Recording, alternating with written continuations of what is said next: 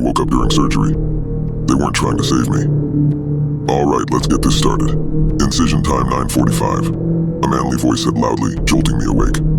I felt groggy, and my eyes were kept shut by tape covering my eyelids. I tried to call out for help, but quickly realized I couldn't form any words nor move a single muscle.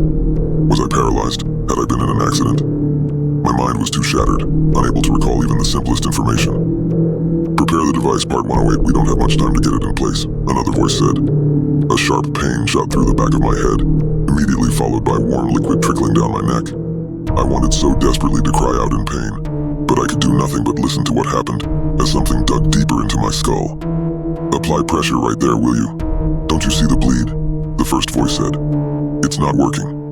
The second responded after a moment. Fine, then cauterize it. The skin flap is already made. The smell of burned flesh filled the air, making me feel sick. Luckily, I could feel my stomach had already been completely emptied. I knew I hadn't eaten in quite some time. Then it dawned on me. Surgery, I was in surgery. But I hadn't fallen asleep, and I couldn't move. The surgeon continued to burn my bleeding flesh, and as the pain intensified, I struggled to think back. All I had was a vague memory of a disease, some sort of cancer growing inside my abdomen. If that was the case, what were they doing inside my head? How's he holding up? One of them asked. His BP and heart rate are a bit high, but he's under for sure. Don't worry, another responded. While I could hear and feel everything they did, I had no means of communication. Perforator drill. They started the drill up, shaking my body as they put it against my skull. The vibrations didn't hurt, but the cracking sound produced as they dug through is one I'll never forget. Shit, did you go too deep? Nah, he's fine. Once the bone was cut through, the pain slowly disappeared.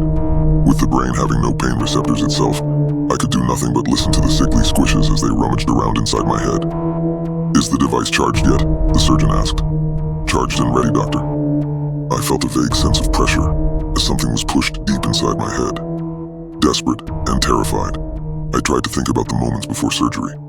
I'd gone in for a tumor on my pancreas, and while I'm no anatomy genius, that shouldn't be anywhere near my head. But the electrodes around the device entry set it to 650 milliamps.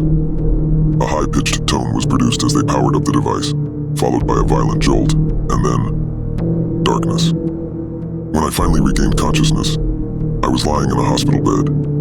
A smiling woman stood in front of me. I recognized her as one of the prep nurses. Thought I hadn't caught her name yet. Everything went great, Mr. Jones. We got it all, she said, ecstatic. What? I responded. It's all right. The drugs might make you a bit woozy, but you'll be good in another hour or so. A doctor I hadn't seen before entered the room, holding a chart and a syringe containing a crimson but transparent liquid. Good afternoon, Mr. Jones. My name is Ethan. I'm just here to check up on you and finish the treatment. I peeked down at my abdomen. It stung, and was covered in a large band-aid. Does it hurt? He asked. Yeah, quite a bit actually. We'll up the dosage of your pain medication in a moment. But first, let me give you the final part of your treatment. Now, this stuff burns a bit, he said, waving around the syringe. But even with most of the tumor gone, we've still got to kill off the stragglers. Don't want them to fester. As he prepared to inject me with the contents of the syringe, my mind started to clear. The memory of my surgery returned with a blast, and I violently retracted in bed, ripping the IV line out with me. You drilled into my head, I shouted. What are you talking about? Ethan said, visibly confused. I woke up during surgery. I heard everything the surgeon said. They put something inside my head. Ethan nodded his head in understanding. Mr. Jones, it's fairly normal to experience vivid dreams while under. Some even feel like they're floating around in the room watching the surgery. Some just have weird dreams. It's perfectly understandable to mix up fantasy and reality. No, it wasn't a dream. I even felt it, I argued, as I reached for the back of my head. There was no wound, hair still intact, and no sign of any sutures. As I said, perfectly normal. I calmed down a bit due to his explanation, and let him reset the IV and finish the injection. It burned as the liquid entered my veins, searing up my arm and neck. I felt lightheaded. All done, Ethan said, smiling. You should rest now. You'll be here for observation for a few days. You'll be allowed visitors by tomorrow. It had seemed all too real. Yet my supposedly incurable cancer had been eradicated, only weeks after categorically being told I would die within 6 months. Even the setup before surgery had been suspicious, starting from a nothing more than a phone call from a Mr. Burke, representing a newly founded Artifacts Pharmaceuticals. They were working on a new treatment for terminal cancer patients, he had said. He told me I'd fit the criteria for the treatment, free of charge, seeing as it wasn't FDA approved yet. We set up a quick meet, and he explained the procedure, which would combine surgery and their new chemotherapeutic drug. At the time, my choices were either to die slowly and painfully from cancer, or to die quickly on the operating table. Naturally, being in the last stages of life, I took the gamble, and that's how I ended up miraculously cured, against all odds. The next week came and went. I was discharged with a bottle of pain medication to keep me going while I healed. Yet I just couldn't shake that horrific nightmare from the day of the surgery. Out of curiosity, I looked through the papers I'd been given by the company, surprised to find that nowhere in the 50-page-long document did they ever mention the name Artifacts Pharmaceuticals, nor the name of any employee. I tried to call the number they'd given me, but it continuously returned a busy signal. Confused and haunted by the nightmare, I could do nothing but rest and hope they'd call me back in for a checkup. I needed answers. Time went on, and after a month in recovery, which I spent mostly catching up on my favorite TV shows, I was ready to return to work. First order of business was a meeting with my boss, Daniel Harrison. He had always been good to me and allowed me all the time off I needed while going through with the treatment. While it wasn't an amazingly well-paid job, I was happy to be there. "Benjamin, great to have you back," he basically shouted as I entered the office, embracing me in a rough hug. We then returned to more professional means of greeting each other and shook hands as went on to talk about my future in the company. I sat myself down in front of the desk when I started hearing a bizarre sound, feedback like static, though I couldn't for the life of me figure out its origin. It was just vague, barely audible at first. I tried to ignore it, but Harrison immediately noticed something was off. "Are you alright? You look a bit pale," he said. "Yeah, I'm fine. Do you hear that?" I responded as the sound kept increasing in volume. "Hear what?" Never mind. My head just hurts a bit," I said, playing off my increasing anxiety. He gave an odd look while pondering what to say next. Then he sighed. "Look, Benjamin, I know it's not easy to recover from such an ordeal. It's a burden, both mentally and physically. In fact, I once went through a similar situation many years ago, and it left a scar on my self-esteem, like I wasn't strong enough to survive without help. I'm sorry, I never knew," I said, the sound reaching unbearable levels. "That's all right. I never really talk about it. It was almost 15 years ago anyway." He paused for a moment, his wide smile turning to a confused look. It was odd though, thinking back. I was supposed to a terminal case, told me I'd be a goner within a year. Then, out of the blue, some guy showed up at my doorstep, proposing a miracle cure. His story hit too close to home for comfort. I can't even remember their name. Everything following the surgery feels somewhat vague, distant. "What was the company called again?" he asked himself. My boss chuckled. It's all gone. I think something beginning with art, something. Artifacts Pharmaceuticals? Yes, that's the one, he yelled, barely audible over the static sound filling my head. How'd you know? That's the same one that fixed me up. They said they were new. That's odd, he simply responded. I excused myself from the office, claiming the headache was worse than I thought, and Harrison said I should take as much time off as needed. No, he ordered me to take time off. No sooner had I left the office before the sound stopped. I let out a sigh of relief and hurried back home to once more go over the documents. After a fruitless search, I tried the internet, more phone calls, and looked through my email filled with thousands of junk messages. Nothing. If they had truly cured Harrison 15 years in the past, their drug had to be well past the experimental stage, and I demanded answers. The sound breaking my eardrums from within my own head, my awakening during surgery, and the fact that no one I knew had ever heard about Artifacts Pharmaceuticals outside my treatment, it was all too much to handle. I decided that in the morning, I'd return to the hospital and find one of the doctors working on my case. But my head was shattered. I needed to rest. That night, I spent lying awake, unable to find any comfort in the fact that I was cancer-free.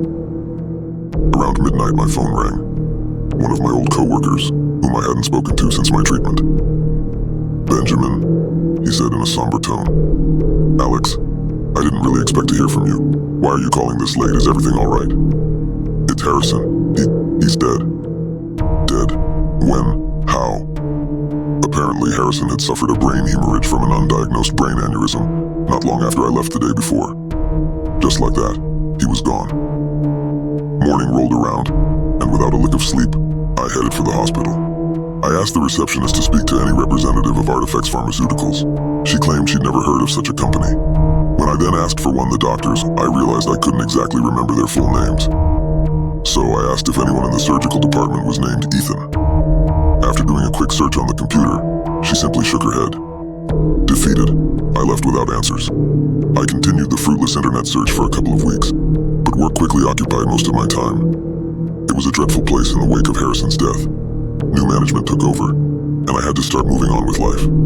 After half a year, I started to settle down in my life, free from disease, but with an additional few pounds gained from the recovery. In a futile attempt at combating the weight gain, I returned to the gym, spending most time running aimlessly on the treadmill.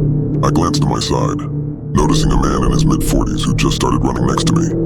Unlike myself, he was in an ungodly, well-kept shape, wearing an oversized tank top. It revealed a massive surgical scar on the side of his chest, nicely decorated with a tattoo of a tree reading Arbor Vitae beneath it. He noticed my pained expression and stare. "You all right, mate?" he asked as he walked towards me, the sound intensifying as he got closer, making me clutch my ears in agony. As suddenly as it had begun, the sound just stopped. The man in front of me fell over to the ground, briefly seizing before lying there, lifeless. He'd suffered a brain hemorrhage. At least that was as much information as I could get from the gym staff, but I knew it was more than that. The man had died just like Harrison, that horrific sound preceding his sudden demise. Following the gym event, I visited 3 separate doctors, begging them to have a look at my head, CT, MRI, whatever they could offer, I'd take it. I even told them about my cancer treatment, but no record of my hospitalization even existed. The first doctor recommended a shrink. The second was clueless, and only the third agreed to give me a scan to check for anything abnormal. Well, Mr. Jones, luckily we settled for the CT because the MRI would have torn your brain to shreds. You really should have told me you had some kind of implant. Outside of that, the starburst basically made your scan unreadable. Excuse me? I said, confused, but not entirely surprised that something in there didn't belong. I'm sorry, a starburst is what happens when we put metal in a CT scanner, but that's far better than putting you inside a giant magnet. No, I mean, what implant? I interrupted. The doctor showed me a section of the CT. A large flare-looking artifact covered most of the picture, but in its center was a diamond-shaped metal object. I have to ask, have you had any brain surgery at all? I can't for the life of me figure out what this thing is, but it's clearly not a physiological formation, the doctor said, pointing to the thing inside my head. I don't know. Well, have you been in any accidents? Maybe a car crash or other type? Sometimes debris stuck inside you can travel through your blood vessels, regardless of where the original injury was. I had pancreatic cancer, stage 3. They did surgery and gave some experimental treatment, but what exactly did they give you? He asked, sounding more curious than concerned. It was just an injection, I think, and it was only once following the surgery. Look, Mr. Jones, I'm not an oncologist, but as far as I know, there aren't any single injections on the market that can cure cancer. What you'd need would be months of chemo spanning over several sessions. Whatever they gave you, it wasn't for the cancer. He looked over my head, and to my surprise, he actually found a scar that I myself hadn't noticed, though only a minuscule one. Well, you have a scar for sure, but it's amazingly well hidden. Never seen anything so small from brain surgery. I tried to explain my experience during the surgery to the best of my limited memory, but he couldn't help. He told me he'd looked into some different pharmacological trials to see if anything fit my explanation, but he didn't seem very hopeful. He couldn't even remove the damn thing, claiming it sat too close to my brainstem or something. So, here I am, living life as good as I can, still waiting for answers. Every now and then the sound will return, and when it does, I just stop dead in my steps and run the other way. I can't let anyone else die simply by getting too close. Whatever they did to me, I'm not alone. There are others out there with the same implants, and I fear we'll just have to wait to see what their purpose are. If anyone ever gets contacted by Artifacts Pharmaceuticals, don't agree to any of their miracle cures. They're not trying to help us.